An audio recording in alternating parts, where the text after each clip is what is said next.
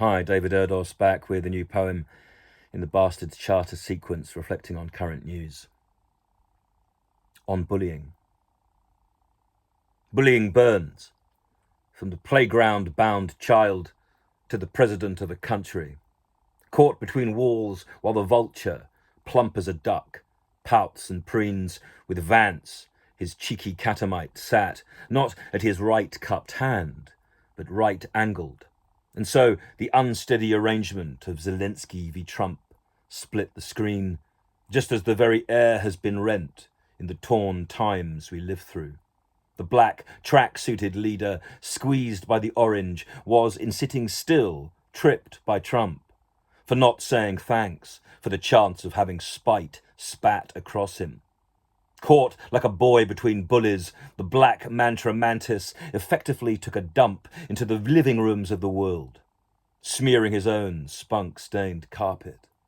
His hateful effrontery backdoored Zelensky's humane appeal with the shunt of the ignorant oaf, targeting who it is he might pick on. And with his VP thug enforcer, we had to sit through so-called politesse preached by cunts who would cast Volodymyr to the pit in order for Vladimir to prove saintly and carve out of Kyiv in an instant another Gaza-like mall they've designed. "You're gambling with World War III, POTUS spat. Friends, instant report is my modus, but it took me some hours to fully comprehend and define where it is we now are. Truly in league with both death and the devil, as we allow such transgressors to command as they do, life and line. All bets are off. Satire is scorched pre-ignition. Reportage has been ransacked and analogies on all fours.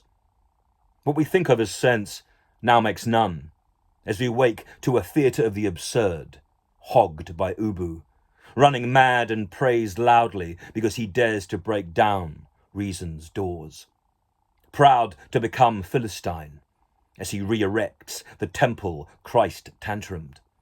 As he returns human discourse to rutting in mud, we're his whores.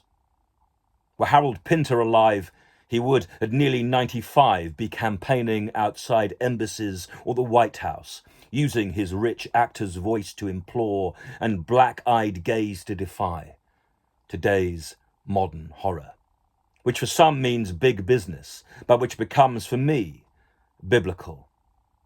Zelensky was David that day, threatened and scorned by this false Goliath, who has also been made false Messiah. As with Putin, Netanyahu, or Hitler, everything remains cyclical. And so it rolls on, crushing all caught before it. For just as former fields become highways or city streets graveyard plots, we have to prepare. We have to think of ways to recover. Now everyone knows, if not nuance, then the immensity of the darkness clouding our view, those sunspots that can at once spike the eye, show just how much is wrong with the picture. The files are corrupted. Ours is the time sense forgot.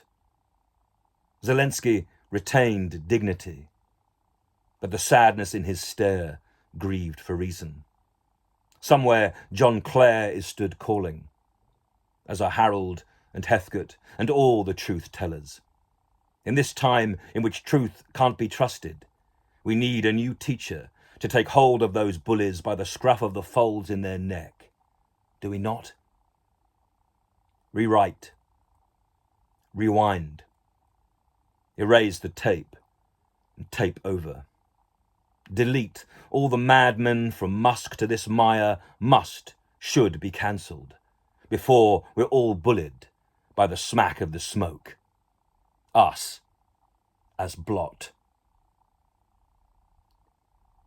David Erdos, the 4th of March, 2025.